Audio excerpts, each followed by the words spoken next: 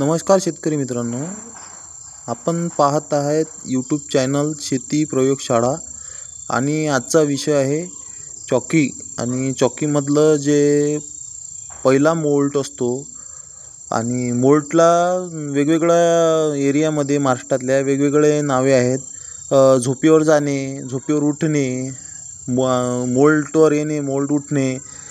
तर आपण याच्यापूर्वी बघितलं होतं की मोल्टवर येणे म्हणजेच कातीवर येणे.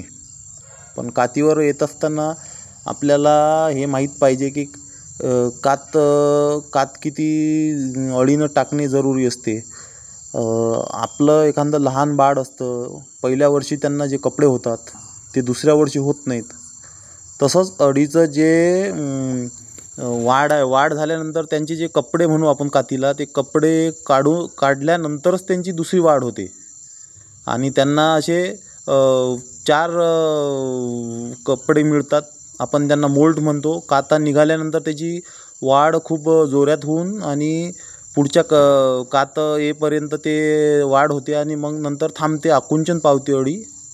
अशा प्रकारे आपले हे जे आहे हे 4 मोल्टपर्यंत म्हणजे 4 कातीवर अळी येत असते आणि कात निघाल्यानंतरच आपण त्यांना मोल्ट उठणे असं म्हणतो.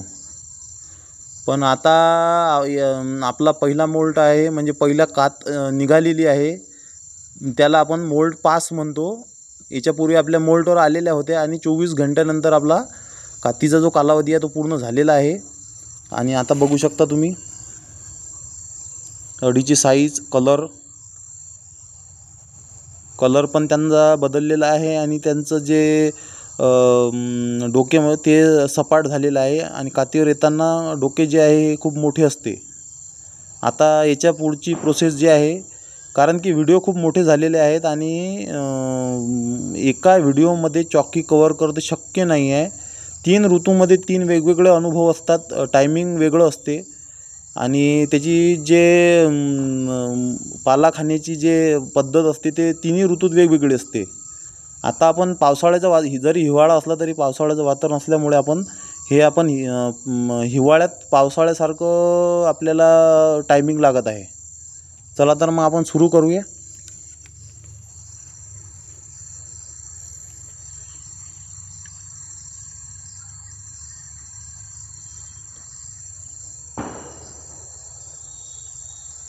आपली हे जाडी, त्या जाडीवर आपण विजेता पावडर टाकलेली आहे. विजेता आणि चुना मिक्स करून मी मारत असतो, कारण की आणि खूप कमी मारावा लागतो आपल्याला, जास्त प्रमाणात चुना मारण्याची. आणि चुना आपण मोल्टवर असताना मारतो आणि विजेता आपण हे मोल्ट पास झाला. मी थोडंसं मिक्स मारत असतो. विजेतामध्ये पण 99% चुनाच असतो. हे बघा, अशा प्रकारे आपण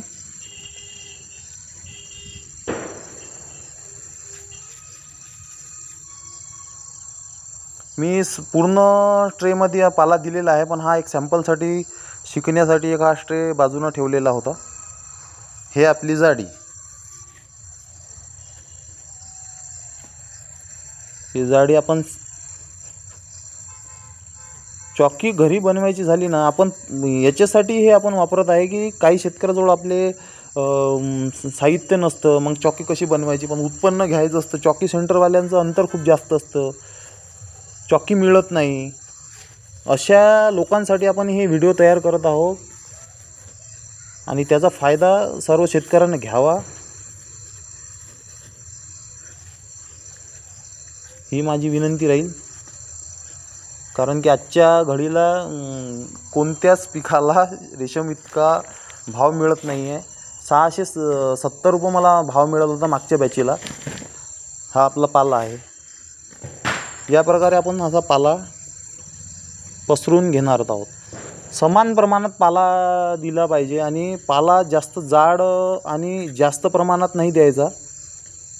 जेवढा ते खातात तेवढाच पाला आपण त्यांना देतो. आपल्याला 1-2 फिडिंग दिल्यात अंदाज येऊन जातो. याच्यानंतर आपण पाला सर्व स्ट्रेमध्ये सारखा कसा द्यायचा याच्या पुढच्या व्हिडिओत बघणारच आहोत. आता सगळ्या स्ट्रेमध्ये सारखा पाला कसा आपण देऊ शकतो, कारण की पाला कमी जास्त झाल्यामुळे काही स्ट्रे मोठे होतात, पाला जास्त होते, काही स्ट्रेमध्ये कमी होते. या प्रकारे आपण पूर्ण पसरून घेतलेला आहे. आजच्या व्हिडिओमध्ये आपण बघितलं की कात म्हणजे काय आणि कात येणे आणि कात निघणे याला आपण मोल्डवर बसणे आणि उठणे म्हणतो.